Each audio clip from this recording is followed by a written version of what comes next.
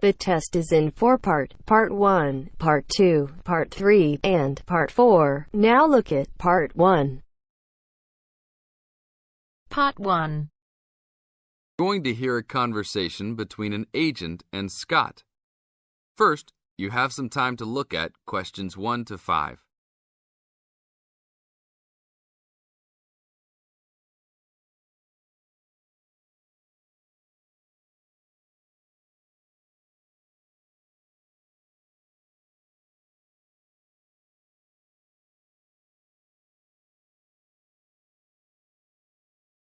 Now listen to the tape and answer the questions. Howdy, what can I do for you? I'm here to ship some things back to China. Okay, we can do that. Shipping things back, eh? Have you lived there before? Yeah, I lived there for 3 years and came back 2 years ago. Now I'm going back to start my own business. Really? Did you ship things with us last time? No, I used a Chinese shipping agency. Well, I'll just let you know that rates have changed recently. So I don't know if they'll be comparable to what you paid before. It doesn't matter to me. My company's paying for it. Aha, then it's nothing off your skin, right? Okay, I'll need your name and where you need to go to pick up the items to be shipped. My name is Scott Linder, Linder, and I live in upstate New York, Saratoga Springs. Oh, sure, I know that place. I go to the races there. Great town. What's the zip there again? 770425. And the street address is 412 West Lake Road. 770425 Westlake, got it. And how big of a container are you going to be looking for? Well, I didn't have a container last time, and I don't think I'll need one this time.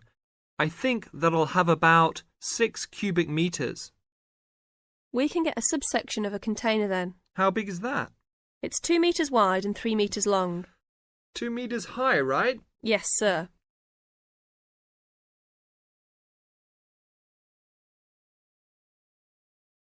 Now look at questions 6 to 10.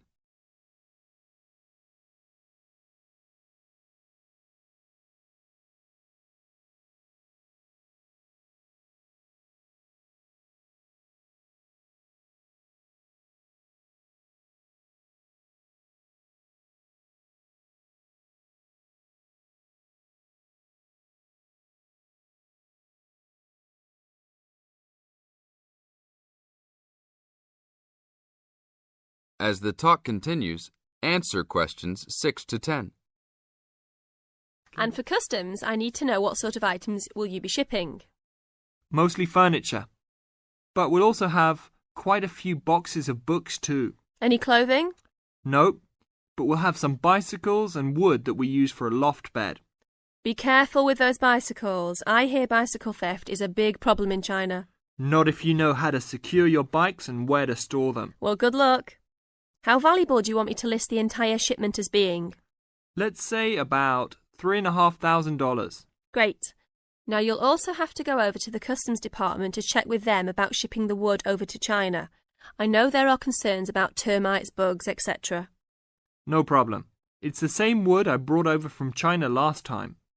Then you should be okay. It's just a formality. And last of all, where would you like the shipment to be delivered?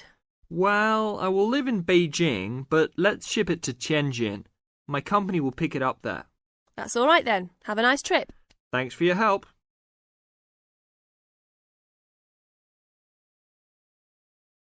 That is the end of Part 1. You now have half a minute to check your answers.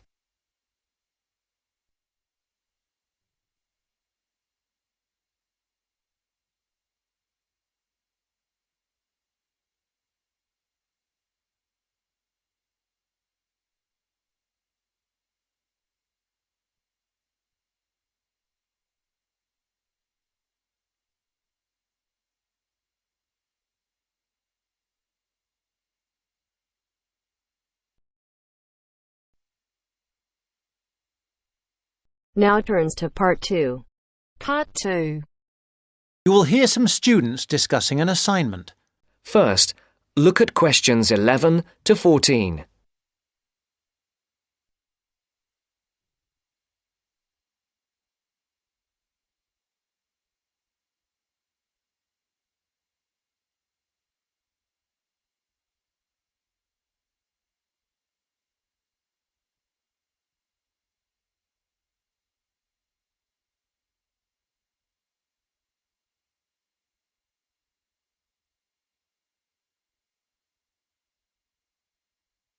Listen carefully.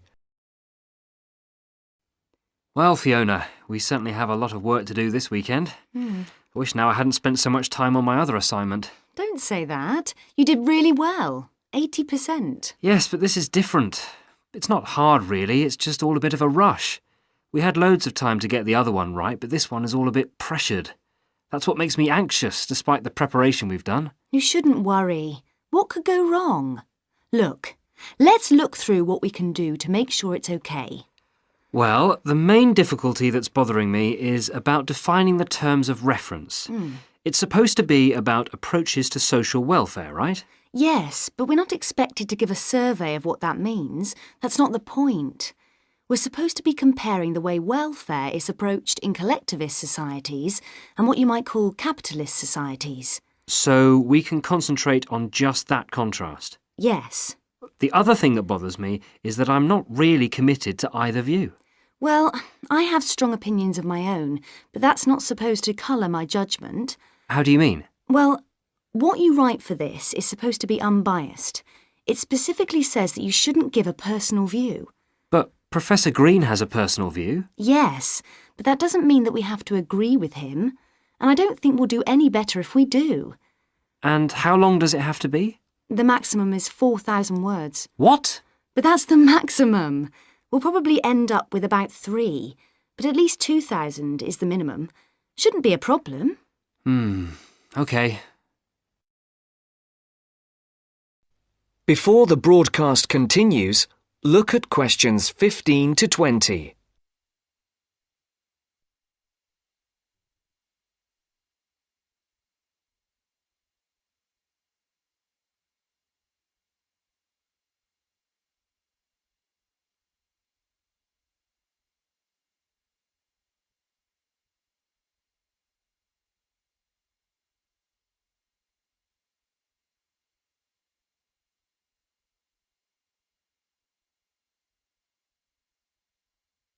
You will now listen to the second part of the talk.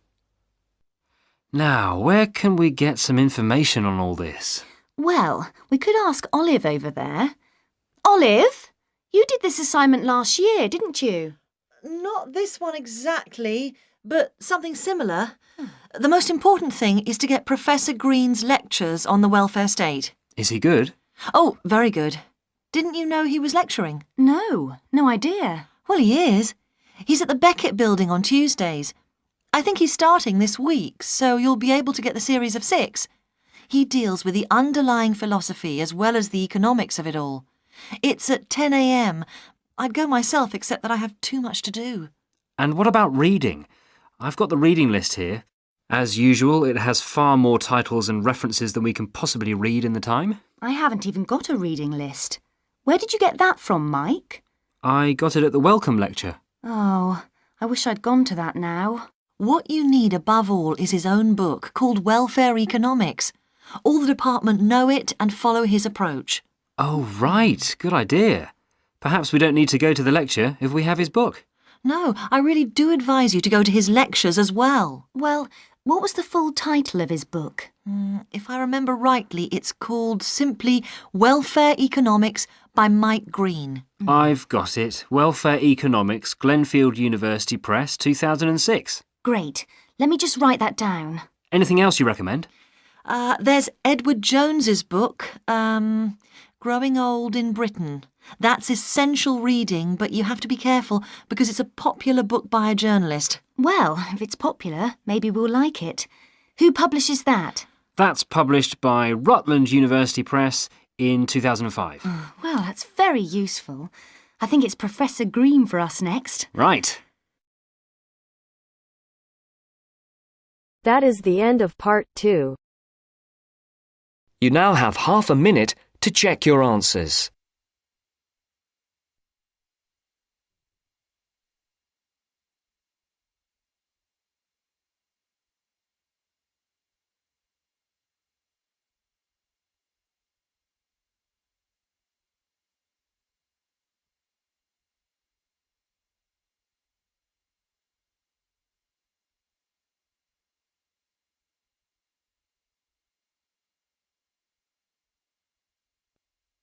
Now turns to part 3. Part 3. You will hear a radio program in which the speakers discuss the importance of looking after old people in winter. First, you have some time to look at questions 21 to 24.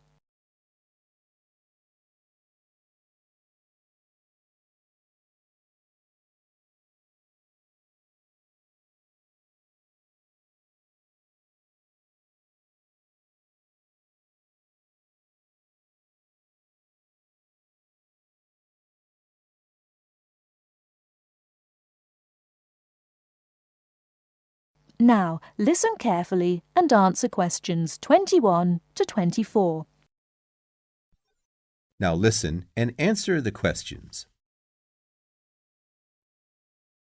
Nobody likes cold weather, but for old people it can be particularly uncomfortable and dangerous. They can become cold without even noticing it. To keep warm, they may need help from friends and neighbors like you. To find out how we can help, we've invited a representative from the Social Service Department at the Town Hall to talk about the Winter Warmth Code campaign.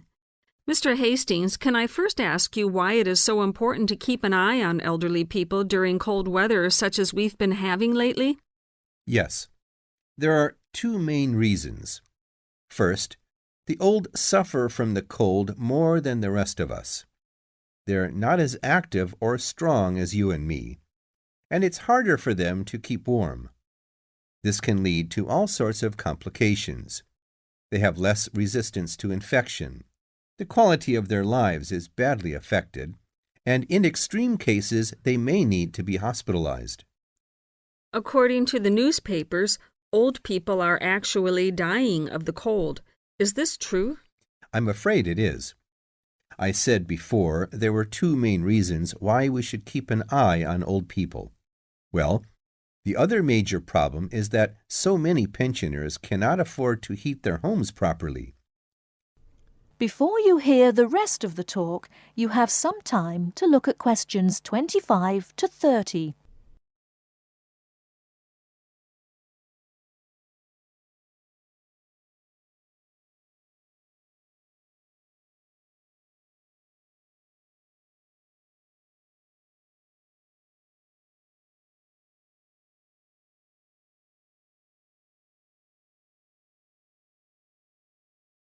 Now listen and answer questions 25 to 30. They may already be living in difficult circumstances. Then, in an exceptionally cold winter such as this one, they may just not have enough money to pay for the extra heating necessary. It seems terrible that in a society such as ours, this should be happening.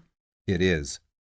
And what the Winter Warmth Code campaign aims to do is to bring this problem to the attention not only of the government, but of everybody else in society. We all have a duty towards our old people to make sure that they do not suffer in this cold weather.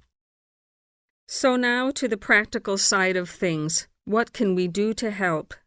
Well, we all know someone old, a relative maybe, a neighbor, someone living round the corner. We should adopt that person and make sure that we spare a few minutes every day to check that everything is okay. Make sure, even if the old person is not actually ill, that he or she is not suffering. Check when you go inside that the house or flat doesn't feel cold to you. It's a good idea to try to feel some part of their body, like their face or hands. Old people can become cold without even noticing it, you know. Okay. And if a person is too poor to afford to heat the house or flat? The best thing then is for the old person to live in one room only and to make sure that that one room is warm. Check that the bed is on an inside wall. Move it yourself if necessary. Check the room for drafts. A lot of cold air gets into the room through old windows or badly fitting doors. Is food important? Yes. Make sure that the old person is eating well. You could help by cooking for them or doing the shopping. Remember, A good hot meal a day makes a big difference. Also, make sure that they are well dressed. Old people need to wear more layers of clothes than we do, particularly at night. One last question, Mr. Hastings. Is there nothing the state can do to help? Oh, yes, indeed. Contact your town hall to find out about local organizations already involved in this kind of work. If there is a local Meals on Wheels service, for instance, you could get your adopted old person on the list. Then, of course, there are also many state benefits which an old person could be entitled to, and which he or she doesn't know about, and which therefore he or she is not claiming. An extra problem here is that it can often be complicated, and old people don't like going to Social Security offices to fill in forms and all that. You can help by finding out for them what possibilities exist for claiming a little extra money from the government, then applying for it for them. That little extra could make all the difference. Yes, indeed. Well, Mr. Hastings, thank you for coming in and talking to us today. Thank you. That is the end of part 3. You now have half a minute to check your answers.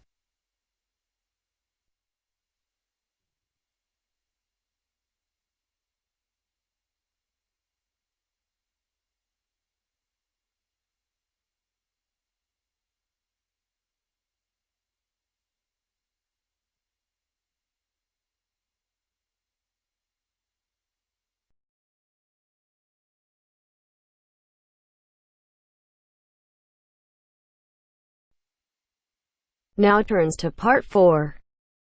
Part 4. You'll hear a lecture about Iron Age in Britain. First, you have some time to look at questions 31 to 40.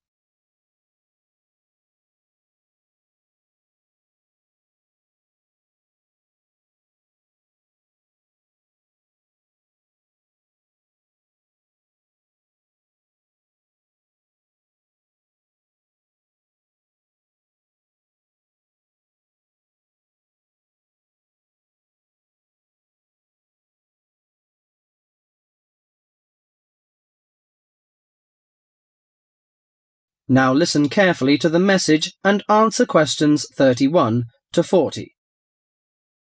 Good morning, ladies and gentlemen. Today I'm going to introduce to you a special age in Britain, the Iron Age.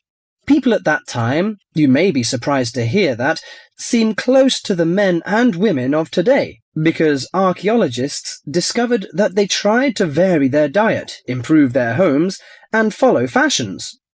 The period known as the Iron Age lasted in Britain for about 800 years, from 750 BC to 43 AD.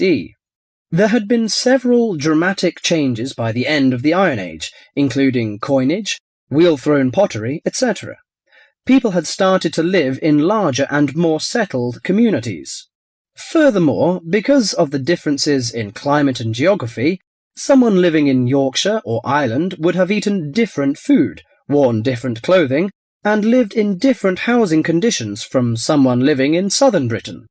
Caesar commented that Britain was a land of small farms, and this has been proven by the archaeological evidence. Since Iron Age society was primarily agricultural, it is safe to presume that the daily routine would have revolved around the maintenance of the crops and livestock. Small farmsteads were tended by and would have supported isolated communities of family or extended family size. They produced enough to live on and a little extra to exchange for commodities that the farmers were unable to provide for themselves. For those farms, harvested crops were stored in either granaries that were raised from the ground on posts or in bell-shaped pits 2 to 3 meters deep. Some 4,500 of these storage pits have been found within the hill fort interior at Danebury in Hampshire, and if they were all used to store crops, this would have essentially made the site one large fortified granary. Although the archaeological evidence shows that cattle and sheep would have been the most common farm animals, it is known that pigs were also kept. The animals would have aided the family, not only with heavy farm labour in the case of the cattle, such as the ploughing of crop fields, but also as a valuable form of wool or hide and food products. Horses and dogs are also observed in the archaeological evidence from both faunal remains and artefacts. Horses were used for pulling 2- or 4-wheeled vehicles, carts, chariots, while dogs would have assisted in the herding of the livestock and hunting. Besides agriculture and stock raising, the architecture in Iron Age is also worth mentioning. A very well-preserved settlement has been discovered at the site of Chislester in Cornwall. It was made up of individual houses of stone, with garden plots. In Wessex, the typical building on a settlement would have been the large round house. All of the domestic life would have occurred within this. The main frame of the round house would have been made of upright timbers, which were interwoven with coppiced wood, usually hazel, oak, ash, or pollarded willow, to make wattle walls. This was then covered with a daub made of clay, soil, straw, and animal manure that would weatherproof the house. The roof was constructed from large timbers and densely thatched. The main focus of the interior of the house was the central open hearth fire. This was the heart of the house to provide cooked food, warmth, and light. Because its importance within the domestic sphere, the fire would have been maintained 24 hours a day. Beside the fire may have stood a pair of fire dogs, such as those found at Baldock in Herefordshire, or suspended above it a bronze cauldron held up by a tripod and attached with an adjustable chain. The ordinary basic cooking pots would have been made by hand, from the local clay, and came in varying rounded shapes, occasionally with simple incised decorations. As for eating, bread would have been an important part of any meal, and was made from wheat and barley. The dough would have then been baked in a simple clay-domed oven, of which evidence has been found in Iron Age houses. The barley and rye could also have been made into a kind of porridge. In addition to this, the grain was also fermented to make beer, and the surface foam that formed was scraped off and used in the bread-making process. The interior of the house was an ideal place for the drying and preservation of food. Smoke and heat from the constant fire would have smoked meat and fish, and would have dried herbs and other plants perfectly. Salt was another means of preserving meat for the cold winter months, but this was a commodity that could not be made at a typical settlement. Well, you can see that Iron Age people lived a decent life, didn't they? I'm going to introduce their culture and leisure time next time. Thank you. That is the end of part 4. You now have half a minute to check your answers.